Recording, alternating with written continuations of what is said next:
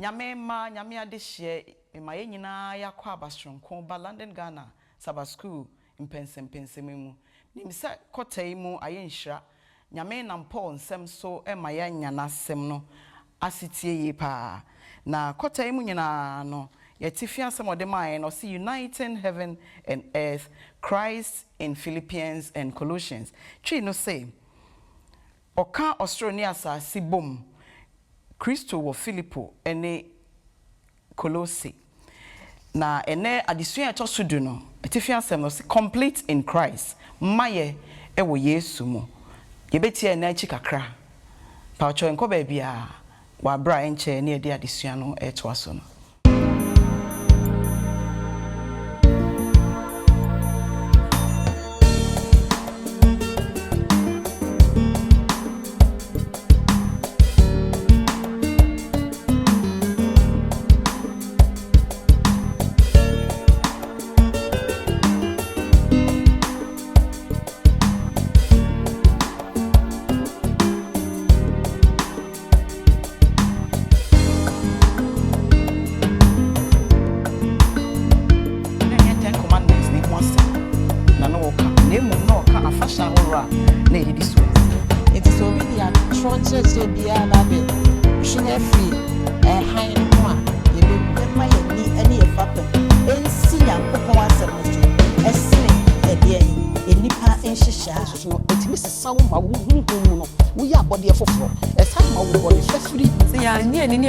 di asemfofo bia dia na na chese ye free onyame asem ho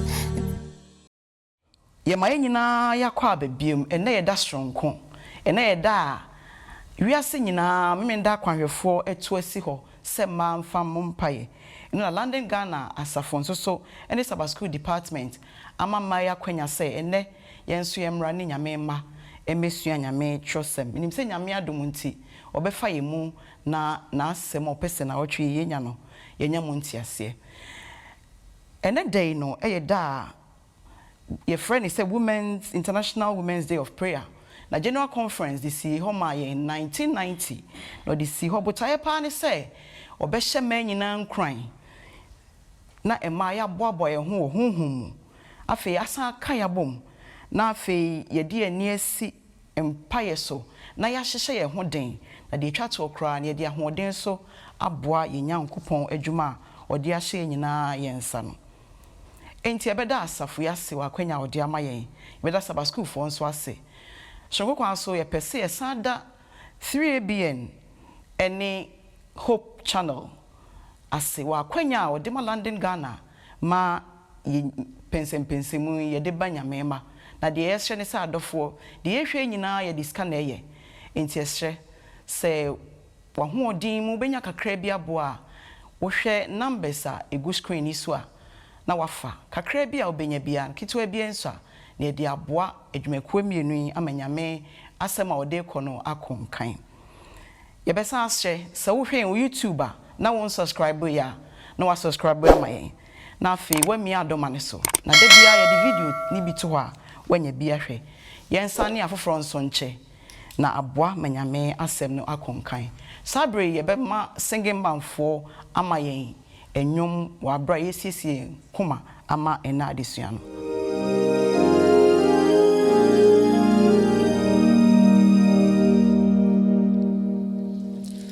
Let's go the world in every corner sing my God and King. There's a note to hide, His praises be the fire. The earth is not to know. His praise is the name.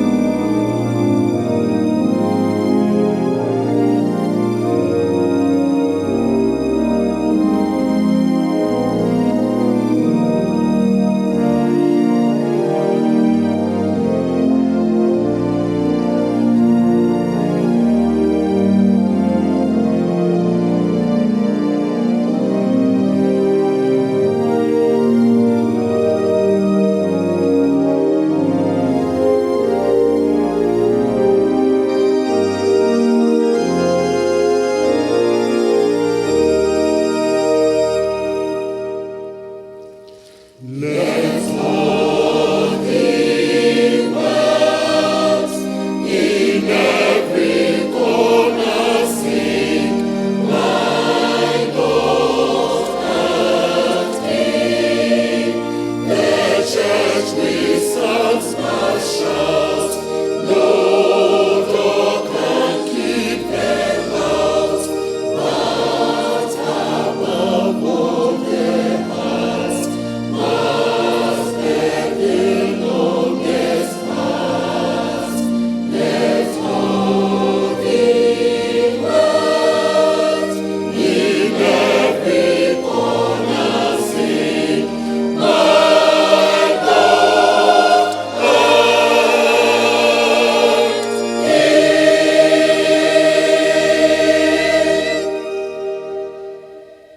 Singing band for a dinyame damasipe ye wo nyumhwehwama mo ede amayene.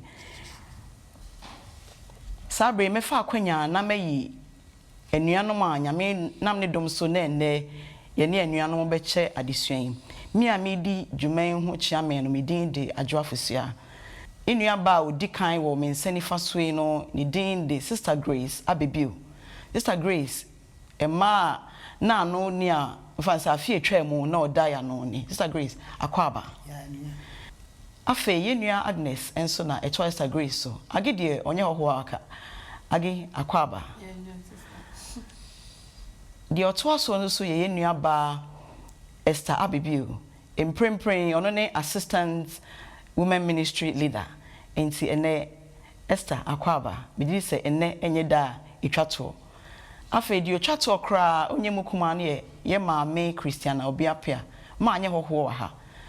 enne nyame dum so ode man nyina nim se na adum nti ode man nyina bidi dwuma na be nkranhye amama afoforo na afida no anase mpo afimo no di se mpanyimfo behwe amama no nan atai ntinti ha ti nyame nkan ho wabra ye be kon nensens ti ye be hyase na be hye na yenua Grace abompae amaye da was asumdwe hene da was onyame no kofo onyame woni akwanya wo me nyase ya de boye fo atisi yeso ye mra na eni wo be edwumadi me di mu chefa bi e mai abodie mu ka akire wo be nyasa akwanya ya na asedan ka udin twedi ampon da was esro boni bi wo ye ho enam sente adisua ntimi so wani ne fani nyina ache ye Amen. bo aye na ewi a ma ye osro asam ye nka nkyira wo ma wo mutie ya no fomfom free yeso amen ayo kokudro eni nyansa de beka ahye odi konkwan mo nyam ne ewia e de asede ni kabia ma Yesu de monti amen Amen. amen and that's Pastor Grace and now this you no say na otwe mu no eya this you na to so nkron no de ma yen say reconciliation and hope empata na enidaso eno mu no nyame nam ne dom so ma yete ase say nipa ye bone se ye bese bio no na etwa se Yesu ba bewu ma yen enti Yesu wo no e de anidaso ba ye aka yen adasama eni nyankopon abom ena adesua no eya adesua to sudo no complete in Christ mudie e wo Yesu mu sabre ye bekan ye ni animu sem na se twosem a ode ma yen no pamocho ma yen fa twosem ai na ye mie kolesefo ngoma no ekyemienu gichemu dunsia eni dunson no kolosefo ngoma no ekyemienu gichemu dunsia eni dunson no erade asemnie entimu ma obi emu maten aduane ana ano ne ana afahye ana osrane foforo ana homena fem na eye niema ebeba no sunsuma nkwara na nipadua no ye Kristo dia amen Amen. amen midiri se sakin kan ye akenkan nipa bebre abisa yen pense ye Kristofo yi ne yesan ya kwanhwefo yi se homeda na twam ta raise question ejina we so adesuan be kwa wen midiri se be ma ye nyamu ntiase ne ehu se de o ka no na enye 10 commandments ne ho asem na no o ka na emum na o ka afasha horo a na edidi so no said ya kota emu nyina Paul de maye no na Kolose asafo no na Jewfo bia bemu a na osusu say won wiase sem ne amamre bi no etwa se na eba ho nanso Paul ebeka kye won say ade ba akopɛ ne hia ho eno ni Kristo Yesu ni de omu hia bibia foforo bia biem ti say ya amane say ya bibia no ɛho hia say be ya momu cheche no ni omu kwaje wie peye no de omu hia ni Yesu nkuto na Yesu nkuto no Christ alone is all that they need and Christ is enough. Tim Jesus had this thing so ekoma ye nyina say Kristo beye pe amayen na awie mu dia amayen na Kristo akyenye hia bibia de a na etwase enyanyansa ne nimdia ewo Yesu mo enti se ye Kristofo no beye den na ye nyanyansa ne nimdia ewo Yesu mo ne bi ma Kristi pa cho so betimi aboyen say here some of say here will be side was saying na mwan na ibenya nyansa eni nimdie we can Job 28:12 na Paul nsusu eyi anu Colossians 2:3 no o say Paul say Kristo mu na nyansa eni nimdie ewo na nimu na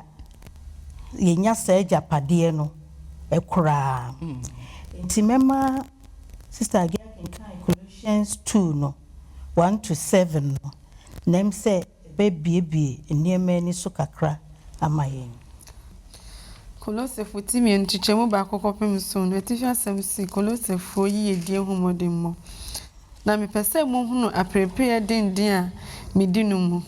ne won a wowo Lodikia ne won a wo hunu manim ohunam mu nyina ho se onya de eka won akoma to won yam ene se onya ba ko odomu inyanti ase a wosisu dua ahonya nyina na wo hunu onyankopon ahintasem a ene Kristo no mu ono mu na wode inyansa ne nimde ajapade nyina akora verse 4 ni kono se Paul do wase na meka ye na obi amfa na da asem anto mumrade na se mini ho wo honamu mpo a moni mu wo ho honhum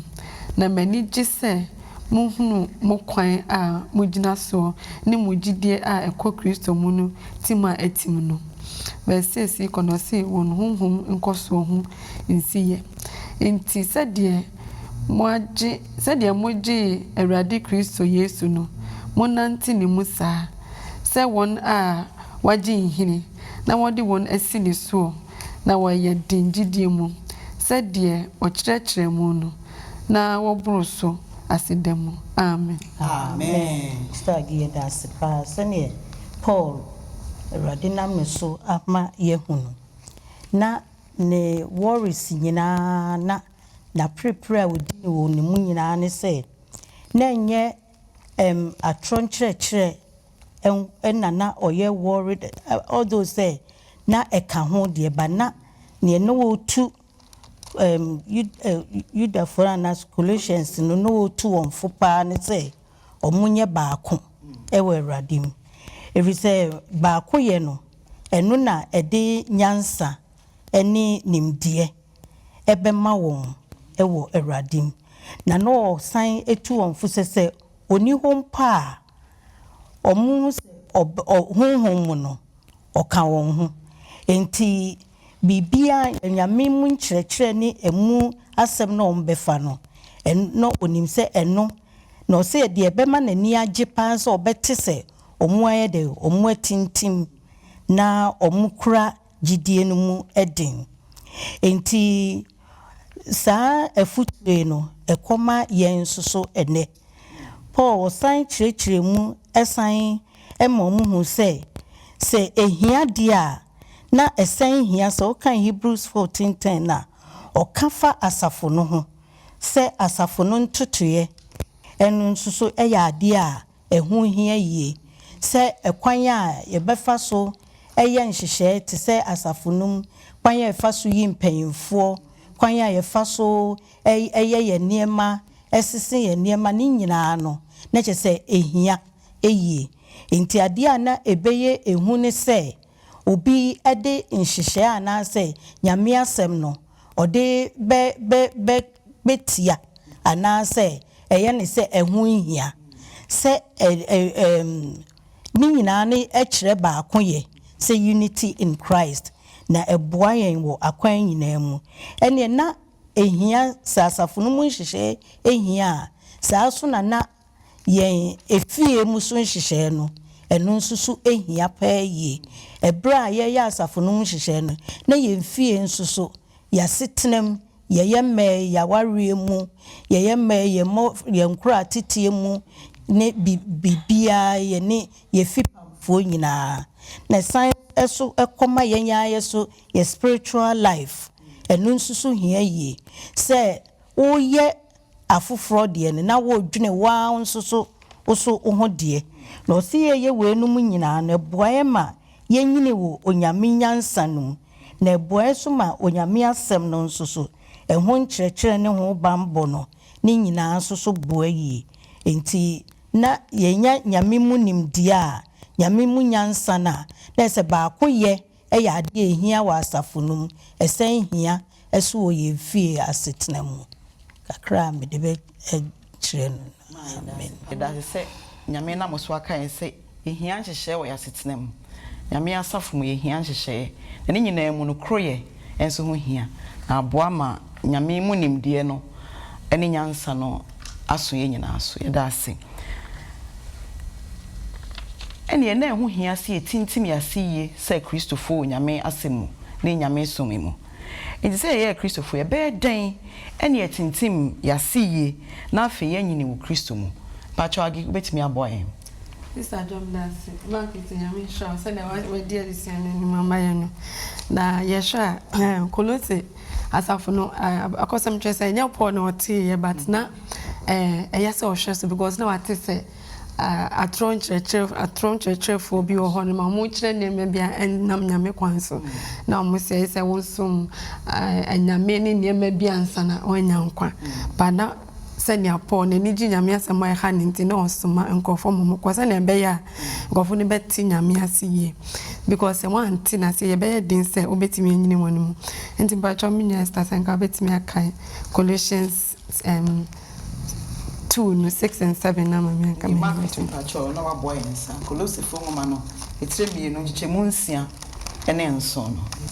ɔsi wɔn honhom nkɔsoɔ nsiye enti sɛnea mogye Awurade Kristo Yesu no monante ne mu saa sɛ wɔn a wagye nhini na wɔde wɔn asi ne so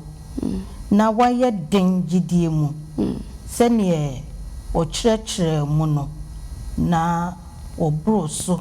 aseda mu amen nti ɛho na yɛnya asa caption yɛnyini ne yɛtintim mu no ɛno na ɛbɛboa ma sɛ nyansa na nyame de ama no yɛtie na asɛm na yɛnyini mu no mu na ɛbɛboa na sɛ yɛagye obi no na ɛnyɛ ɛsom nko a ebi ankyekye bi kɛkɛ megye home dadi state of the dead sanya ɛnyɛ no na agye yɛn nkwa but yɛnyini no mu sɛ yɛagye n'asɛm no na yɛ receive ɔno as a person as Yesu Kristo as a nipa no ɛna ɛbɛboa nti ɔse sɛ saa na ɛteɛ di a yɛn die to self yɛnwu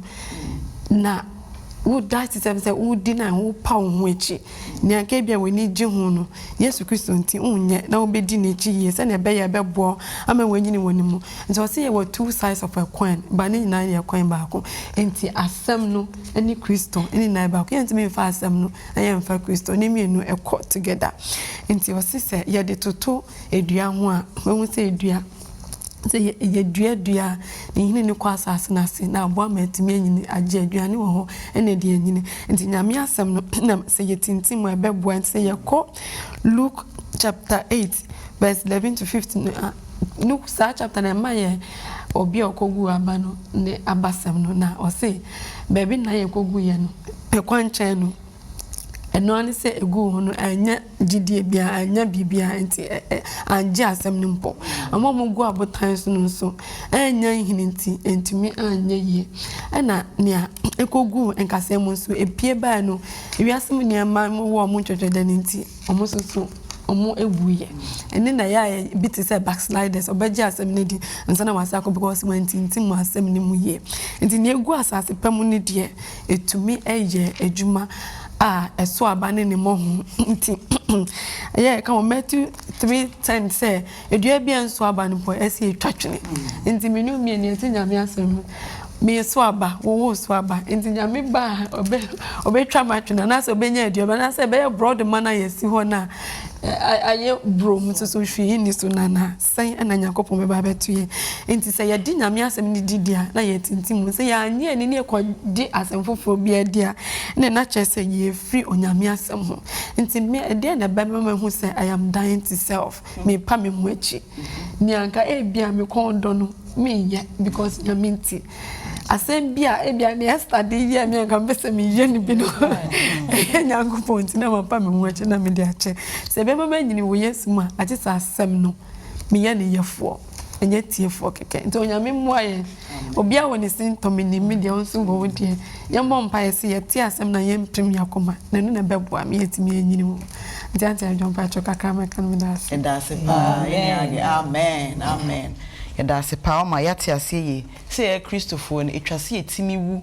mabone na afei yetintim yase ye ogidie num na aboa ma yetimi enyini na semframa bi mpo ba yenyan hini agina nyame mmoa yensa ene ade ba akopa so ehia we asetene mu se Christopher no o se ye bo na senuem ye Christopher di enema ben kra na etimi bo na senuem na aboa ma yenyini no akoso Sister Grace so betimi aboa ya Jewfo tete no na Jewfo no mamemre mu no na wo wo emra hodo miensa no de ye adwuma e wo Jewfo no emre mu no na ba ko ye moral law na ye no no ye kasafa emra nsem du ho e ma ye hu papa ene bone ene ye wo ba ko ceremonial law sa law no so ye law e ka afahye ho ena offerings akahodo ayeye ena festivals ahodo na omo ye ena omo wo bibi to se ahotie chese oba ubu nsa wontimi enko asore dem oba bu ni nsa wontimi nye we ye ne ye bibi se wo honte obi wo kwata wontimi enko ba bia nipa wo ye ne so ye mra ne bia no mo sa wo ba ko so a ye ne so ye festivals na omo wo homeda bia na every 7 years na wo mudi enye ye homeda bi na no mo homeda foforo so na wo mudi homenna foforo na wo mudi entema ye hu se na omo wo ne ma bia na eboa na civic law no so ye law bia na omo de kan me fan se obi kura kru free mu a ye ne de ka eche na de kunani ni sa ne ma na ne kura de ukoya bia bibire mu asa amra ne da so wo ho a edidi ma walefo ne kunafo ne sa ne ma de ko wo mo ko ma wo mo enti na ye mra na wo mu di so enti na wo mo de wo mani ato tetwetwa so se wo antwa odi a untimi enye bibia wo honte untimi nkwa so de me ka se dua so wa wo be ma wo se wo be ma no a wo fa ne be ma no a enam bi wo ho a yetwa ye woro sa na mitugu ye no ne kyerese ahote wate wo ho te ye woro na mitugu na kyerese wo ho ate ene wo bi ho so so wo de wo ntwa wo dua no to wo se obi a wo ntwa wo dua no ho nte wontimi mma ba bi o mo ma ne ye nti na ase o ma setane ye emra ne ye bekom no sister agimpa cha wo be kan korosofo wo ma etirimienu tiche mu duba akokopem dunum no na matoa masem so me da ase ajamiente awurade asem o se onimu na otwa ne twati a wamfa nsa entwa na de owo honhom ni padua mu a oyi nugu ho no wayi nu wo Kristo twati atwam se wonsie mune no wo esubomu onumu nso na onam onyankopon a wanyane no free ewufuo mu no tumi adwumagidie so anyane mu bie na mo a anka moye ewufuo mfumso ne honam a twati atwa ni mu no wama mune no nkwa bi se odum de mfumso nyina cheyen na opepa yenso nsa atraya a ewo ahyede no mu a etia yen no na asenua no ho na ode koboye no na ode ayi afri kwan mu verse 15 no na ohuru impaninie nitumidie yi won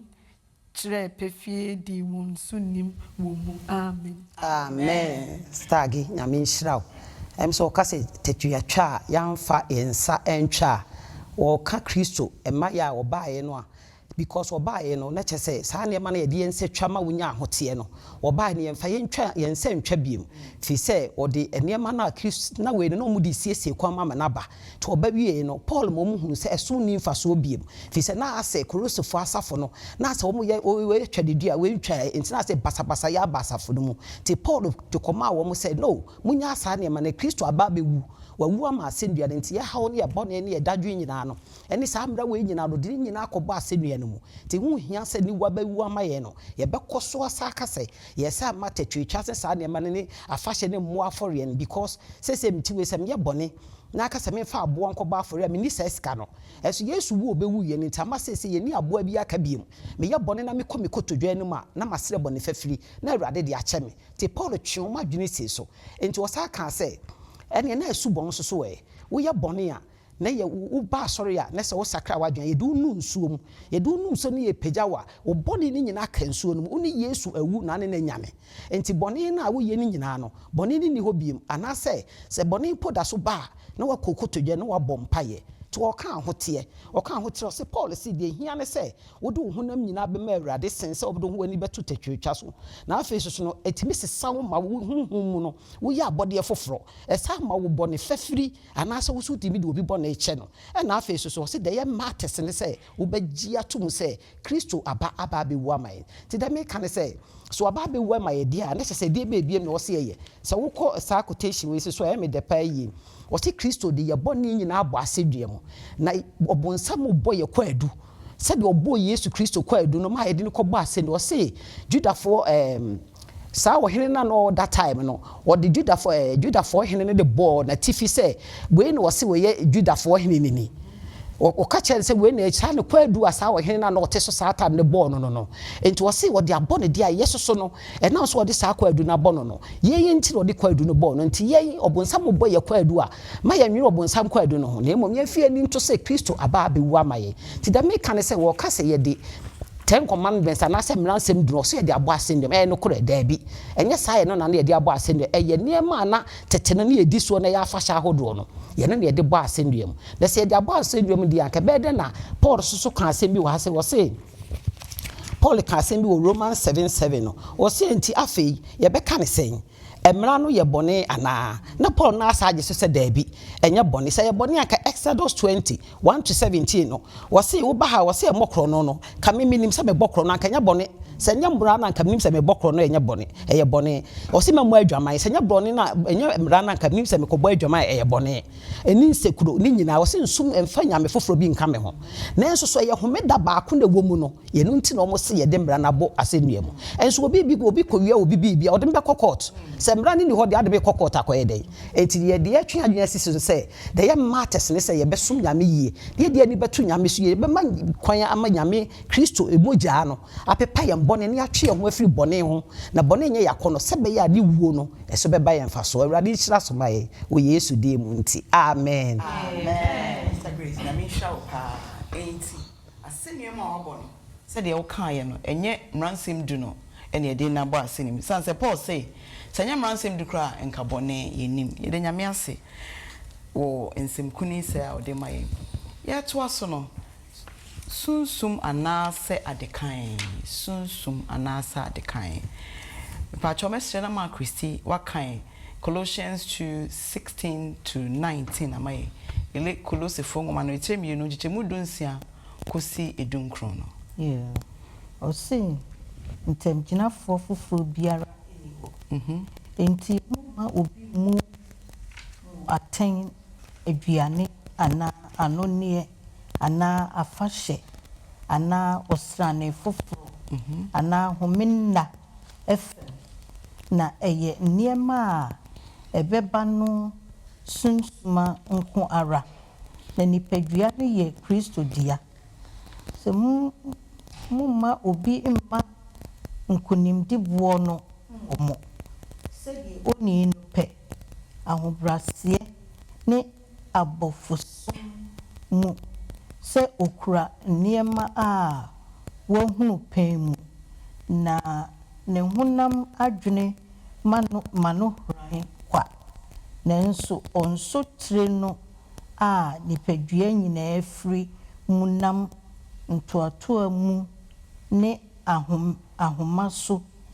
nya na ade ye baako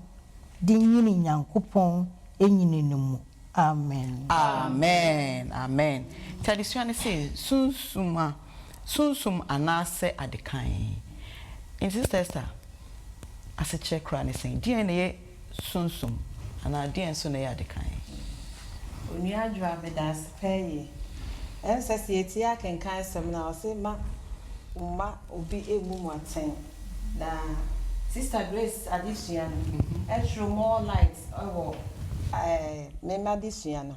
ose sunsum se ka se sunsum kra ene de se ye hwa se ewiabo na se wonam na wo kwa wu se sunsum especially 12 o'clock ewia no sunsum eye tenten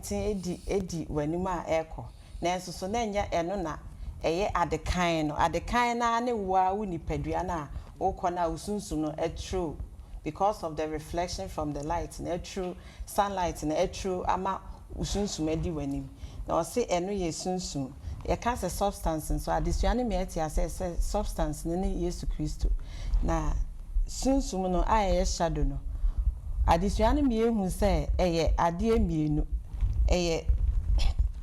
enema bi ana say practices bi ana Colossae asafo no practice ana say no odi so ana na Paul ekoshin omo wo eho ana adesua ne me ayehu say sunsum ba konso say sunsum ana say things to come ana eye before sin no ana say ansa na Yesu Kristo ba beba no before say Yesu Kristo ba be pata ye boni no na o practice e de eye on boni ho pata enso adesua ne kire me ehu say Yesu Kristo ba no aba said the Sister Grace addition in the mind aba be ordinary nyina abo asendua nim as say yen ensase de ho to so biem nemum we have to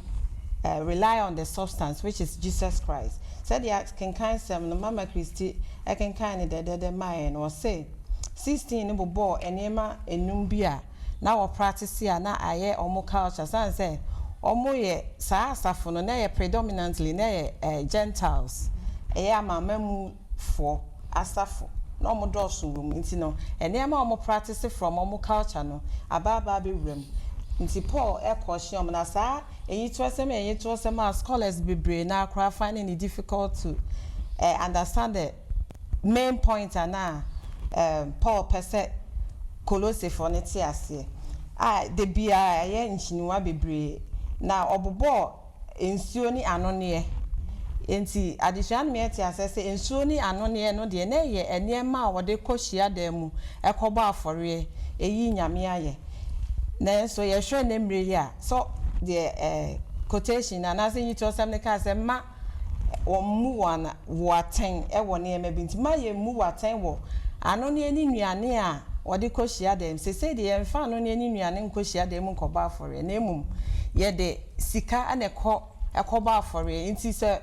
ose me emu waten wo ho enti onua se wonim sa bi afini nyina mu ankoyi ama wonim nyame nim wakomam se de Sister Grace adisua ne ka say twete atwa no enye physical twete atwa biem se say Yesu de sa physical twete atwa ne nyina bo asendua nim ti wase yenye akomamu fofoye akomamu fofoye nti Nyankopon enim wakomam se nka wo bia obekwa akwakoyi aboa nyame adwuma na enso so ni bia memma wo mu waten wo ho memma eno nye osintidua ma won tena afie nka se afia so me miniska nti memma asori nemom bra ono a oya akomamu carryfo no obehu se wakomamu de nka wunya nka de beba enso bi na eni ho nti ma ma yemu waten wo ho ana na wo ya afahya ye new moon celebration ni nyina ye niema na Paul twe won adwen free so se ma won fo wadwen eye ebeboa na enso ma won fo wadwen nsiso se de be ya obemesi substance no ana se adekan ni Yesu Kristo na obobo Sabbath ahodo obobo no se ye nyabre ne ye kenkan a Hosea 2:11 and Leviticus 3:23 11:24 ne 32 no ekire mi ehu se na eye yearly Sabbath na wo celebrating say yeba homeda but na nye the 10 commandments Sabbath na ye weekly Sabbath no na watch Sabbath no bia ye te say de menu mieni aba be hye ha ya ye di homeda na emom na ye sa afa hye mfa say ye omo afọ finna na omudi ni te say ye di ni Sabbath enu mu na Paul etwe wadwen si so say etwe omadwen call Pharisee for no so say e Matthew 6:1 to 9 honom no okenkan ni nyina obobo ne ma miensa ya na wo ya ma omuhu say omo ye nyaatwom say wo ya adoye a oye e ma obi ehu say me na me ya adoye enei say ye ya adoye say the social media nti obi ya adoye na cameras ni so ose ni nyina nyaatwom sem obi bompa ya opese omo obi ehu say one na osum nyame anase opese oye mi ehu say oye nyame sum ni nyina eniema na Paul caution omo ana okane say ye akonchire ose me enye ye nimbusa busa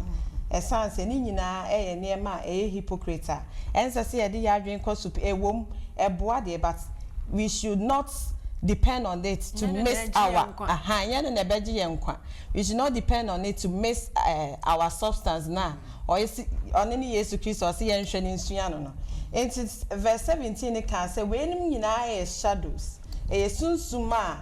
edi at the kind anima say de ho to so bebra ebe kata at the kind ma yehu at the kind ma yehu Jesus Christ very important one or say ma yenkunim obi ma yenkunim buo no emmo yen sanse onim se atro ye kwa ye be nyina ye ni nipa enam obi ani ni amen motive or the ba sorry ebi ono no wayira de danti no ope the person wants to recruit people to themselves so said the be ono wayira enti no pedoma baninchen enti no o se ma ye messy a target singing by forward you be o se heaven is the price enti no he was cautioning them say more omumma sani emani ndi omani mo mese omo enkunim buo no say ebeba asore na ebeba awia ye bantam ye basa school ye kwakwa singing by na ni nyina echi no your price no which is heaven na and I say enkunim buo no ebo yen ya na ye koya na se na eba na esu afu su erade man empare yen 19 nso so ka say those people no they have lost their connection with the head. Wayira won sutire ni Nyankopon na Yesu oye yen sutire no. Wayira because they have no intent say or penkwaje bi. Said ye yenua be ma cheba for born dwum say so be ba sorry ubewu am yesi unti na ba sorry a. And there one miss the target no. Enti yen hwe ye rade mboa na o ma the spirit of discernment said the bear obi di atrona da bi ba na so bi di bibi ba be ma asafuni mu atete a yen hwe ye ne o ma spirit of discernment na fe yen discerning through force and the truth said the bear yen fa ya dwen koma no e ma ye messy yen kunim bo no enti kakra metimi aka no nyame nhira yen na omoa yen na yen kunim bo no ambo yen da sepa nti so bi ba be ka se homeda na twemu a na wahu se homeda ne de odisi ho mpo ansa na nipa bone bebe wiase homeda ne de enka homeda die na etwemu ne ho e da sepa am se ade o kakra so person me can because the 7th day Sabbath is different from other Sabbaths. As I say, bank holiday be no more enjoy. But they celebrated it as Sabbath.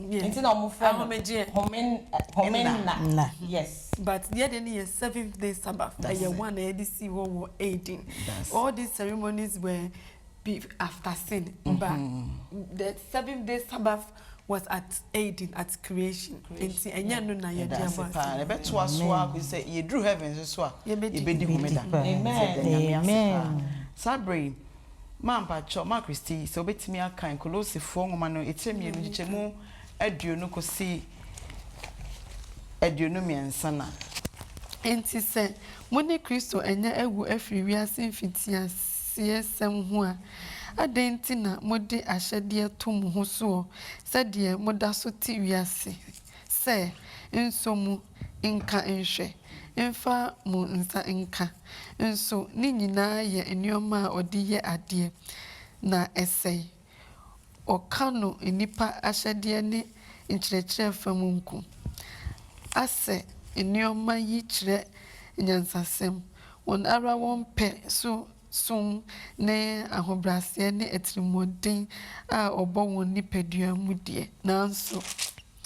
ɛni boɔ na mmom ɔmmeyɛ nko ara na ɛma honam mmeyɛ amen amen amen MC adesua mu nyinaa no ɔkyerɛ sɛ nyame mmaransɛm ɛwɔ hɔ afei nso mmaransɛm commandments of men nipa ahyɛdeɛ ɛdeɛ akra ne nipa ahyɛdeɛ ase kyerɛ ne sɛ ma Kristi sɛ wobɛtumi aboa yɛn kakra Sister Adwase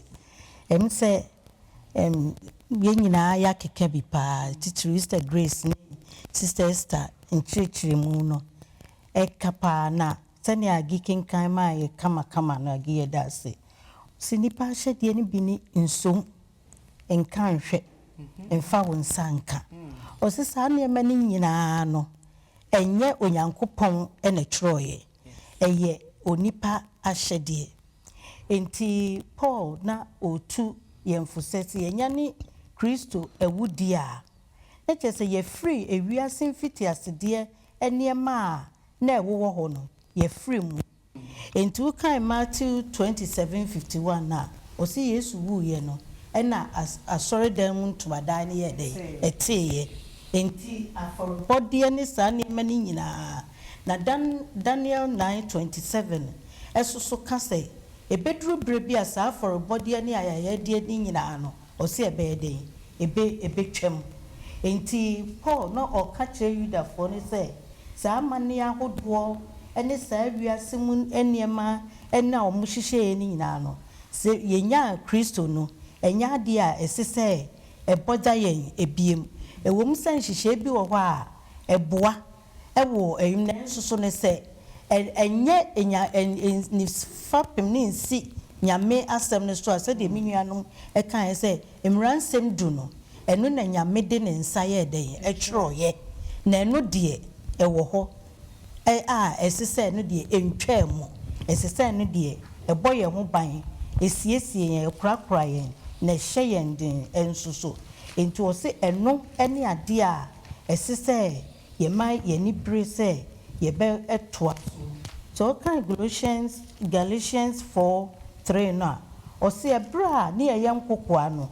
na yɛyɛ dɛn na ɔde yɛahyɛ saa mmara ne wiase nneɛma yi nyinaa mu baberɛ a yɛne Kristo wuiɛ na sɛ yɛsan yɛni kɔ hɔ deɛ na sɛ yɛpɛ sɛ yɛsan kɔ yɛ akyi bi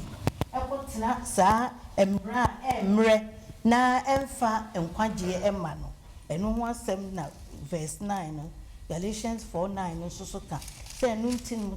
asetesɛm ne saa nneɛma no nyinaa no ɛnɛ nso so sɛ yɛde ba yɛn asɔre da mu a sɛn yɛbɛka sɛ ɛyɛ atetesɛm anaa deɛ he ɛna sɛ yɛanyɛ a anaa yɛyɛ a ɛbɛboa yɛn sɛ woyi nyame mmaransɛm du no a ɛguide yɛn ɛkyerɛkyerɛ yɛn no a asafo no mu so yɛwɔ wɔn nhyehyɛe nanso so sɛ bia biribi nti sɛ yɛntimi anyɛ a ɔse yɛnyɛ dɛn ɛnsɛe hwee biribi te sɛ bi a yɛkɔ communion bi a awarefoɔ wokuna ma a ɛno no nkyerɛ sɛ ɛma asɔre mmɛdi Awurade adidie anaa woyɛ single a ɛno no nkyerɛ sɛ ɛmmɛdi Awurade adidie na mmom saa nhyehyɛe ne ntutuo no nyinaa no ɛboa nanso so na ɛnyɛ adeɛ a sɛ ama so a ɛsɛe biribiara enti deɛ yɛn gyidie ne yɛfa pem nyinaa ne sɛ enti Paul na ɔsan tufo sɛ enti yɛnhwɛ yie na abenfoɔ bi wɔ mu a ɔbɛsua aboro so sɛ afei no adeɛ koraa a ɛyɛ no ɔsɔre tia sɛ ɛnyɛ dɛn ɛnyɛ na afei no ɔno nso asɔre enti yɛhwɛ a nsafo no mu akyekyɛ bebree ɔno no fa ne deɛ baako pa a ɛhɔ no nko ara na ɔde nam na ɔno nso ate no no ɔyɛ ne deɛ nko enti ɔsan tu yɛfo sɛ yɛnhwɛ yɛn ho yie na yɛmma yɛn ni ne yɛfa pam ɛnsi Nyankopɔn asɛm no so esne ede enipa enhyehyɛ ya yeye no tisa adwa minchi enda nyina ya amen ya de pa samre mra de adesua no enche ne de ba na wie mepese mema yimu bia tima baako na wo de aboto fa wo bibia pese one e cha pamcho sima baako ntem ti be say Freestyle Grace. Okay, me say John 19:19 na 20 na hona Plato e ka say ode obo Yesu kwadu say bo se we Juda fo hene enti enu nti no obo na sendue ma ode bo na tifi no enti obo nsam kwadu a wo boye no me nua utie me se na wo obo na sitie bia no Yesu aye krado nti na obewu ye me nti na obewu ye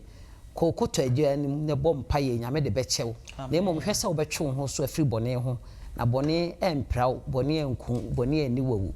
siesie wo ho fise enche na Yesu ba amen Amen. Anta jamu da se man try my way bisa mi America. Enti misi ni America ni se koloso for the time no. Na som ni esum ahodo bebre ekoso. Yesu embremu ekoso. So ritualism ni bebre efemi kuniga sisi no eh akonfo na ada ni asofo. Omo sheko ti ason dem ba bon sam ni ma no mo ye. Enti ye hwe na twetwe ye even ezi asafo mu kwa so fu bi bomba ya ma na mpa na ya sini ho so na fa webra na hwe ye bia emfiri nyame enti ya ye mu no mpo e betimi abantimi nyame boye na omba ye honhom niwa aye betimi de hu ne ye ahonhom sem ya fa ye ho ankodi ekire amen Nyame sha Sister Yo, Mr. Kakra me de beka hone se o se gidie nam trosem ni susua na eba. If we can be rooted in Christ, I just say yesua asem no na efe yesua ne da bia ye kondosi ebesua. The more yesua no na ma ye entiase, enti so obi dia tronche bia ba be twenya free han ne ho a ye behu. Enti erade mo e na enya ho de se de da ye ti social media so no ya ho praise be ko social media so araho sam say ho praise be sua trosem erade mo e na ntimi sacrifice sa de we nyina ho yesua enim trosem na ye behu nokre na ye behu atro na ye betwe ho afri atro ne ho na chese wo sua sika a sika wo pesika so so hu sika ma so di kan sua counter fees ni first anasa original na say be ya counter fees ni ba obehu meboa enti wo se yesu ye twi kan bible ni ye no obi din da na e ba yetimi ehu na me nhira wo yo ene ma Christy de twato yo bisa adwa me da se said ye kan nyina ne fapem nyina ne say 2 Peter 3:13 no say retwen wo soro foforo ne asase foforo da tene ne wom ti so wo botai bi se wo twen asase foforo bi a ho anigie ewuo yawdie ne ohaw obrani mu a wo be focus e wo de onyame asem esene nipa nhyehyɛ ene niema bibia ntimi entwen emfiri nyame ejidie no ho ekakra me nso mesua fi amen eda yenyina yase nim se Yesu afa ye nso ama ya adwene nyansa ama ye ni nyame ma ache ti se de yenyina ye kan ye no we are all complete in Christ de ehia bia na trustem ne de amaye se de Paul etu Kolosifo na ohye won den no ye hia wiase nyansa ye hia tetesem bia bibia betabata ho a emwa nyame asem ne wie peye ne wie mudie ti nyame mwa ye ne emfa ye ho nto nyame asem ne so na sa atro bi ba ye ho ne agina mu bra ese ne bra ensem na oba ye nyina ye nyane ne madom ye de adesua ne ba na wie no ye besre na ye nua Esther abibiu abompa ye ehra adesua ne so amaye yo nyame ma mo mi nsi ti asene ma mpa ye na me dofo ye da wase abodi mu ka echi papa o de wase ma fa ye so ama wo ma asedani ayi nka odin enim se wase mo makwa nti wase ma tof efom yi papa ye so wase ma ne nkoso aba o ha ne mo ho ana madom so ama wo ma ye na bantem na ye ba nso so aye nyina enya nkwa ahye odin konkran ni monyam adom ni nti amen amen Kristo mu ma na so Kristo mu oba oba me so mbo Kristo mu ma ye be ko yi ye wiase amen amen